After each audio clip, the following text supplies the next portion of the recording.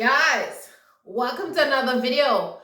I hope you guys are well and is in good health. How you guys are doing? It's early morning and I'm drinking my tea. Already exercised, changed my clothes and, look at me. I gotta get my stuff, my good stuff inside my body, okay? This tea is so delish. I made it last night. I put it to soak last night, and then this morning I'm having it. So I'm having green tea with cardamom, and you have to put it to soak overnight, so you get all the flavors to go in. And then this morning I just warm it up and put some honey in it, and this is the first thing I'm actually drinking for the morning. So guys, let's get into the video. As you see the topic, we're talking about African men who are in Canada and they are not helping their wives do things. They're still stick in the same traditional beliefs that they were doing in Africa in their culture. We're talking about that. So let's get into the video. Okay, guys? So I decided to make this video because I recently did some part-time work in a place and I met this beautiful lady, a refugee lady. She's a refugee from a certain part in Africa. But anyways, guys, so I met this lady and she told me her story. And I'm like, whoa. But she's not the first woman who told me like that kind of story. I want to shout out my friend, Madam M. Watch this video. That is for you. Okay, Madam M. She's my friend. I'm not going to tell you her name. She's from Sudan, and she had a similar story. And we met years ago. And yes, so I'm not calling her name because that's it. I don't want you guys to go on like, oh. But anyways, let's get into the story. I'm talking too much. So I met this lady, and I noticed, and since I got into the place where I was working for the short period of time, the lady was very, very sad. When we finished working, she would just leave very quickly. If we had something to do, she'd be like asking somebody, oh, can you take care of it for me? Can you do this? Whatever. And me, I'm like, I don't mind. Like certain people, if they're not like very... some people, they're just like in your face. They don't have no manners. They just kind of push you around, asking you to do stuff, not saying please, not saying thank you. She's a very polite person. She always asks nicely, would you mind doing this? Would you mind, I'm like, okay, no problem. I can close up. I can do this. I can do that. It was no problem. Because I can see from since day one, since I came there, I met this woman, I knew something was wrong because she looked very sad. She didn't talk too much. And she's always looking at her time and she's always writing down stuff. And, she's always doing something, taking stuff out of her pocket, writing things. This lady is like, her mind is going constantly. Constantly, she's trying to figure out something in her mind. And me, I'm a private person. So since I'm a private person, I don't want people to always ask me stuff about my personal business.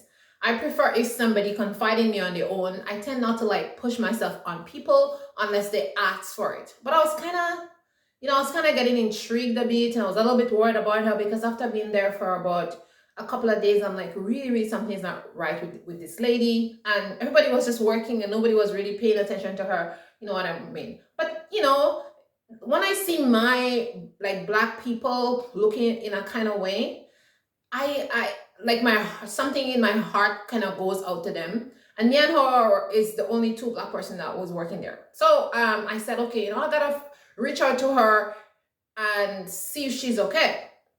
So a couple of times I said to her, I said, are you okay? And she's like, but she didn't say like, she didn't like reply like yes or no. She's like, smile a bit, shrug her shoulder, whatever. So in my mind, I'm like, you know what? This woman, like I said, she's going through something. So let me just make sure that whatever we're doing here, it's easy for her so she doesn't have any stress or whatever. So I decided one day to just like, go with her outside and stuff like that. So I went to the house and we were standing outside doing some supervision work and stuff like that. And we started just chatting. I said to her, I said, are you okay? Are you, you look very sad since I came here. I noticed you're kind of sad, you know, whatever. And she says, yeah, you're the kind of the first person that asked me if I'm okay. I've been here for a long time and nobody really asked me anything. It doesn't seem like anybody care. And I was like, okay, so what's going on? Are you all right? Do you have kids? Is something wrong with your kid? Is your husband okay? Whatever. So I started talking to her and stuff. And we started talking. I decided to talk to her about me. I'm like, oh, I have kids. I started to like open the conversation so she can open up. I didn't want to like go in her face and ask her stuff like what's up? Is your house okay? Da, da, da, da, da. You understand? I didn't want to do that. So I said, I said, oh, I have a husband, I have kids, blah, blah, blah. I've been in this country, XYZ, blah, blah, stop talking to her. And then she started to warm up and say, so tell me a story. So guys, here's this lady's story. So this lady is from Africa, all right? She come here as a refugee, I think 1 or 2 years ago, she and her husband. And there were political instability in the part of the country that she is a citizen of, and so they decide to move here via refugee. And because they're educated people, especially her husband, he has a degree, and she has some education too. So he was able to get a good job when he got here, and he was able to get housing and stuff like that. So now they're settled down and then they're in their home. And this woman, she's culture shock. Because remember, she's from Sudan. She's not used to certain things that is in this country. All right? She's culture shock. The first culture shock is like the amount of money they have to pay for rent. That was the first culture shock.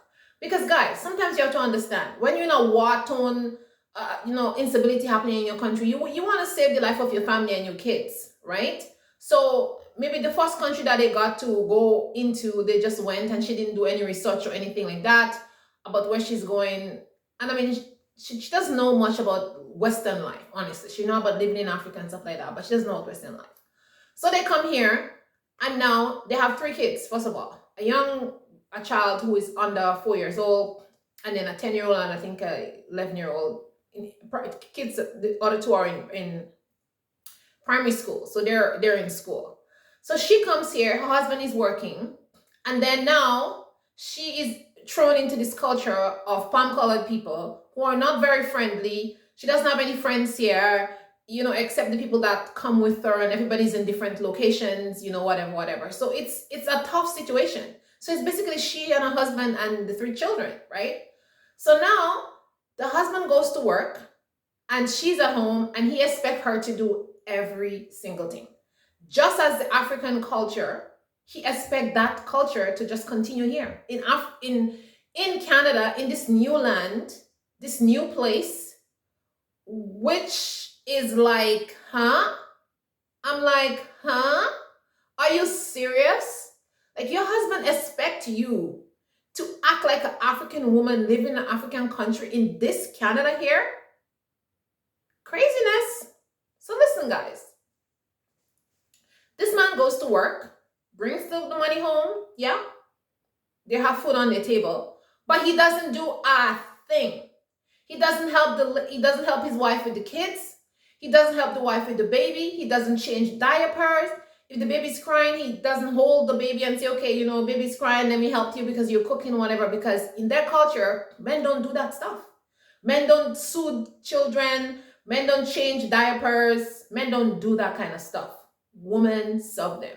She told me that she puts his food on the table and he takes it and eats, and then he leaves the plate because he's not supposed to take the plate and put it in the sink. She's supposed to come and take the plate and put it away. And I'm like, huh? I mean, come on, man. Come on. Listen, I am not bashing anybody's culture. Culture is great. I have my own culture practices. But some culture practices, I have to like, sorry, I'm not going to do them because it just doesn't make sense. Sometimes I just think that culture practices sometimes are so deep and entrenched in some people, it's like they don't see the problems that it is causing for somebody else. And I find that was really crazy. So yeah, so she has to do everything basically for him. She says he comes from work, he puts his bag down, and he goes, takes his shower, then he sits and he's put his foot up, he reads his newspaper, he watches the TV. That's what he does every single day.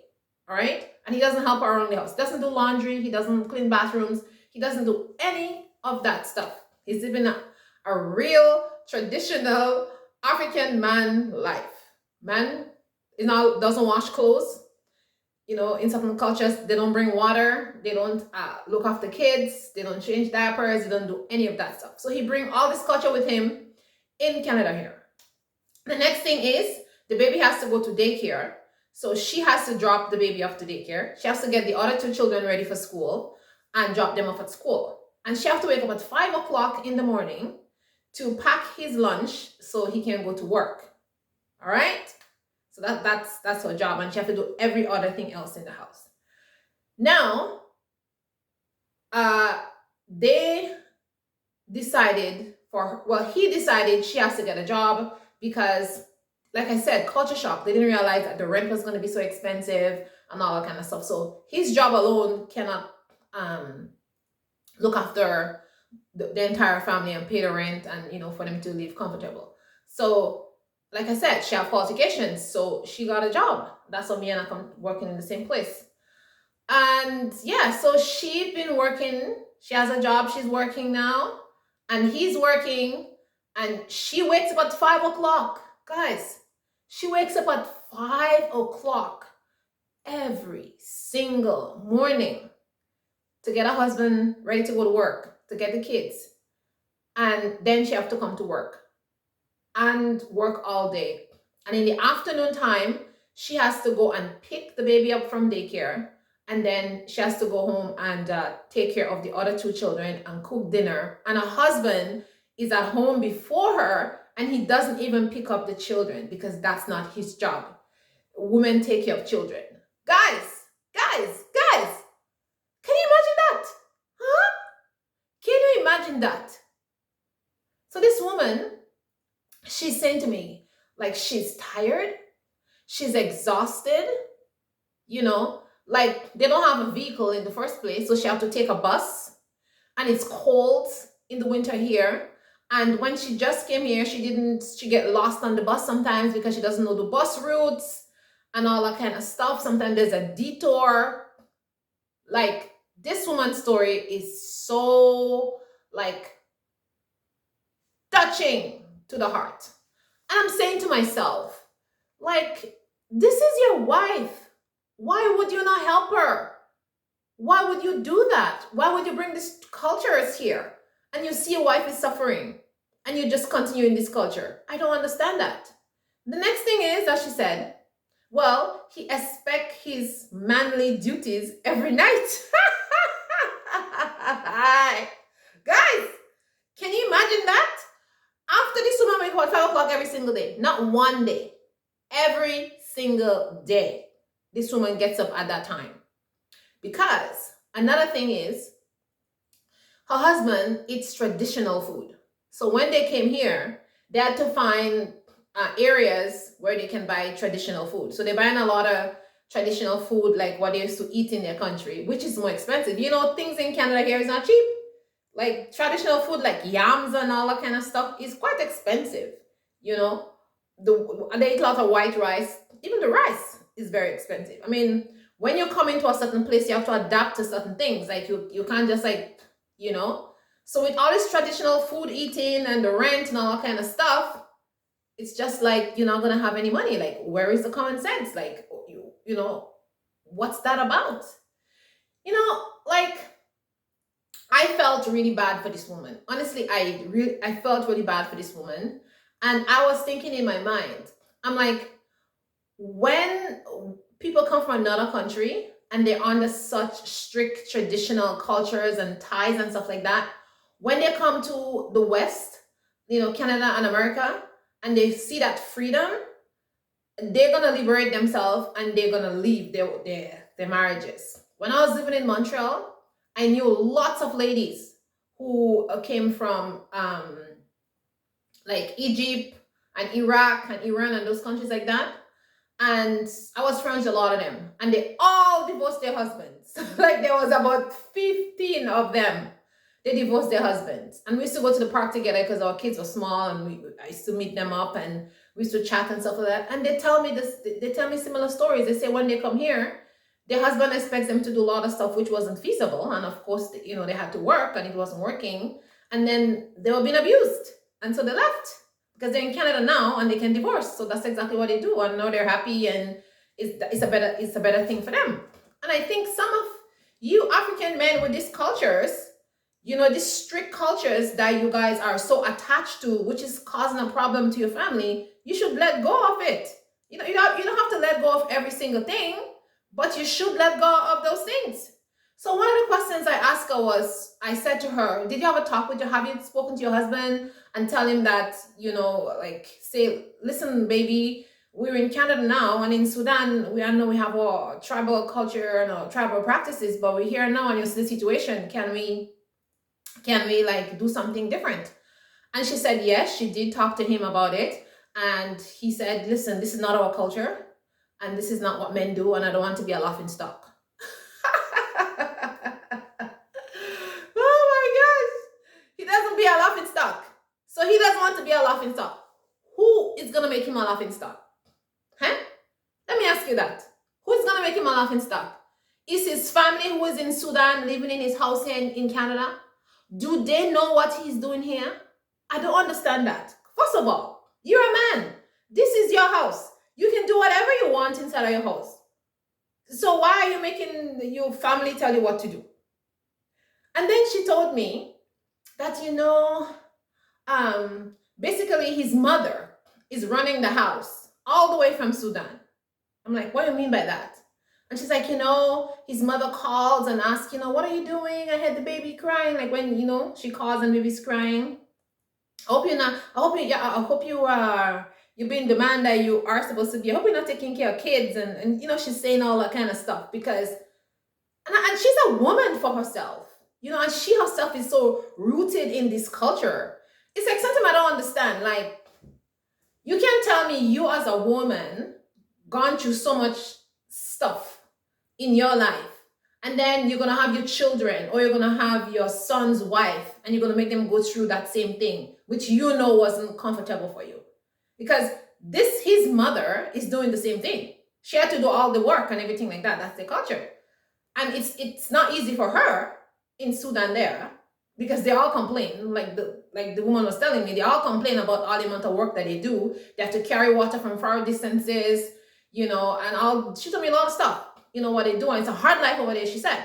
So she doesn't understand why, you know, the mother-in-law is saying that stuff, because she's unhappy too. So she don't understand why she's calling her son here now in Canada to tell him that stuff. Guys, it may seem laughable, but it's really not. This woman is really in a situation which is very difficult, and she is really struggling as a person, mentally, physically, and emotionally. And as I said before, every night that man wants to tingo lingo tingo lingo lingo lingo tingo hingo hungo. He wants his, you know, pum pum pum pum pum every night. He wants that thing every single night. So this woman, after she wakes up 5 o'clock and she do all that stuff and she goes to work, come pick up the kids, cook dinner, and she told me she do laundry in the afternoon because she doesn't even have time to do laundry in the morning because she has to get these kids off and then she has to go to work. So when she comes in the afternoon, she's there doing laundry. So when she's done doing this laundry late, then she has to go to bed, eat her food and go to bed. And this poor woman, she's suffering. I feel so bad for her. And to think of it, like, this is your husband? I'm shocked. Sometimes I hear some things and I'm just so shocked. I am quite shocked. And me, my rebellious self, I would not be standing up for this nonsense. I'll be like, bye. I always say, like, if I was a slave, I would have been the first one they would have finished. Because Massa would not be doing them kind of stuff with me. All right? Massa would have been 6 feet under, or I would have been 6 feet under. You understand what I mean? No. I am too rebellious for that kind of thing to happen to me. Listen, They will have to tie me down. Some strong men to tie me down. Then they're going to do what they have to do with me. But let me tell you, when you finish with me, and you may give me you may give me all the beatings that you want, when I recover, massa, hey, massa, you won't live another day. You will not live another day. With my rebellious self, they had to do something to me that I really, you have to physically constrain me to do that kind of stuff. If my husband were doing that stuff to me, or if I was in some tradition, well, I would have been the first traditional woman who would have left that tradition and go to some other country and live. You understand? No. You know, some of us women, we put up with too much of nonsense. Too much of nonsense. You understand? And that is why I am who I am, because in my life, I've seen too much stuff in my life and too much people unhappy, miserable. And I know when they die, they're saying, Father, why did you put me on this land to suffer? Well, the Father didn't put you here to suffer. He gave you a choice. And since you didn't make the right choice, then you suffer. So don't blame the Father above. You understand? Because everybody have a choice to make, and we should make choices for our life that is going to be suiting to us. And don't be telling me like you don't have money, you don't have this, you don't have that. Listen, go and live under a bridge. You understand? Go and live under a bridge in a tent. All right? Go and ask to move to another country. Do something, but don't tell me anything about you can't do it. In my vocabulary, there is no can't. You can. Make up your mind and be strong. You understand? Sometimes we're too weak in our mind and say we can't do something, you know? So this woman, I feel bad for her. I told her that you have to find some way to convey these messages to your husband, because if you don't convey these messages to your husband, you are going to have a mental breakdown, which she's already having. I think she's already having a mental breakdown. And this cannot continue because there's no way she can sustain that kind of living. And she told me, she says like, right now, I'm exhausted. I need to sleep. She says she doesn't get enough sleep. Well, who can? Who can? She's like a machine. Wakes up 5 o'clock every single day, 6, 7 days a week. Even on a Sunday, because she has a small kid. The baby wakes up, she has to get up and look after the baby. And I asked her, I said, so when the kids were small, like who looked after them when they were baby? She said she had to look after them. And you know, let me tell you, some of all you're gonna say, well, in Africa, women do that all the time. They're in the market selling their stuff, baby on their back. You know, they're bringing water, they're doing this, they're doing that, because that's their culture. It is a wicked culture. Hey, I'm gonna tell you right now, and if you come and comment for you, I shall delete you.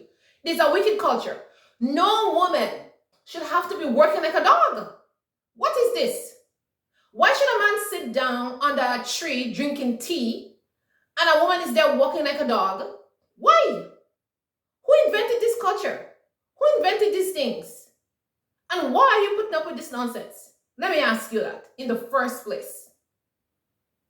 Man should help their woman. A woman should not be exhausted and tired, and a man is sitting there with his feet up, drinking tea, eating food, and wouldn't put his plate in the sink. What nonsense is this? Well, let me tell you something. Me, that is not going to happen to me. I'm telling you. If I were to marry a man and he's doing that stuff, I'll be like, bye, Chalio. See you later. When you decide to be a person with compassion, when you decide to ready to help me, I will come back. And as long as you don't, I'll be over there. And another thing is, if it was me, and when I had that first kid, and I see that kind of thing, I wasn't going to have any more. I was going to find some kind of something to not have any more kids. I'm telling you, I'm serious. Because why should we allow ourselves to suffer? Why women should be suffering? Because of traditional culture. Why? Why should we suffer? I don't understand. Listen, ladies out there, tradition is great, but it has to be good tradition that is going to be beneficial to you, your community, and your family as a whole. If it's not benefiting to you, run away from it. If it's hurting you, run away from it. Leave it. You understand what I'm saying? Just leave it and don't do it. That's what I have to say.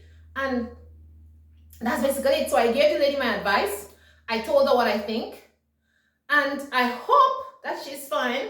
And I hope that things work out for her and her husband. But But in my honest opinion, I think this woman, she's gonna find some friends eventually, and they're gonna give her advice. And this husband she's gonna say bye, see you later, and that's basically because I think she's here now. She's away from her country, and you know what I'm saying. She doesn't have to go back there. She doesn't want to. Like she said, she may not never go back there and stuff like that. But let me tell you, my friend Madam M was in the same situation. Same situation. I met her years ago, about 15 years ago, Madam M. And Madam M was in the same situation. And she came from the same country. Yes, they came from the same country. Yes. Anyways, in her story, it was the same nonsense that was happening. And when in Madam M's story, she and her family came here as refugee. So the husband family came, and some of her family came also as refugee. And they were living in 2 different locations, and they decided to make Madam M life a living hell. The same life she was living out there in her tribe in Africa, they bring that same thing here in Canada. Well, Madam M said, me, I am liberated because I'm in Canada, and I'm going to have 1 kid. Every time they're saying, oh, you come from Africa with 1 kid. You've been here 1 year, 2 years, 3 years, and you're having no kid. What is going to happen? Madam M said, listen, when I came to Canada, I found out about how to prevent myself from getting pregnant, and I jumped on that bandwagon. My Madam M makes me laugh. I mean, she's such a beautiful girl, and she just makes me laugh so much. But she tells me some stuff, man. It's just crazy. It's just crazy the thing that these people and them carry on with. You know what I'm saying? And the funny thing about it is, some of these people who's doing that stuff, they're educated people. They're educated people. They know better. You know, some of them are not very educated, but a lot of them are very educated. They're not dumb people. They're smart people, you know, so they know better. So I don't know why they're so entrenched, so deep in this tradition when they know these traditions are hurting themselves and they're hurting their family members, you know. But Madam M, she makes me laugh. You know, she said, I'm going to only have 1 kid. I'm going to keep my kid, and we're not going to have any more kid. And eventually, her husband jumped on the bandwagon because he was with his family and saying, oh, you're going against the tradition, you're going against our culture, you want to shame us here in this Canada, you want to da-da-da-da-da. And she says, listen, I'm the one who's suffering, all right? And she was in the same position. Me and her was working in this job together. I met her. She met me after I was working this job, and then she came, and we became good friends, and, you know, we were just having a great old time, you know? And, you know, when she came here, she was wearing a head covering, and she didn't mind. That's a religion. And but when the family came here, they changed the rules. They're like, oh, you have to wear head covering inside the house. She's like, we never wear head coverings like inside the house. And we outside we wear our head covering, and when we go inside, she says, no, you don't have to wear a head covering because there's neighbors over there, and neighbors can see you if you open the window. They will make it all kind of rules. They make it all kind of rules. And she's like, well, you know, I'm not going to do that. But anyways, my friend Madam M, she's just such a nice person, and she came from all the cultural practices, but she and her husband, they had to leave some of those practices because it wasn't working for them in Canada. And she and her husband is happy, and they're enjoying their life here. And she refused to go back to her country because if she go back there, she'll have problems with her family because she's basically a rebel, you know? So that's basically it, guys. So I just wanted to share that story with you guys. So comment in the comment section and tell me if you're from African country with all these traditions that is driving you crazy. Tell me if you have broken away from tradition. Tell me if you meet anybody who told you about the traditions and things that is happening with them. Let me know. Let's have a really nice conversation in the comment section, and let me hear your thoughts. I really want to hear your guys' thoughts. So guys, have a happy day. Stay positive. I love you guys, and I'll see you in the next video. Bye bye. Ciao, ciao, my love.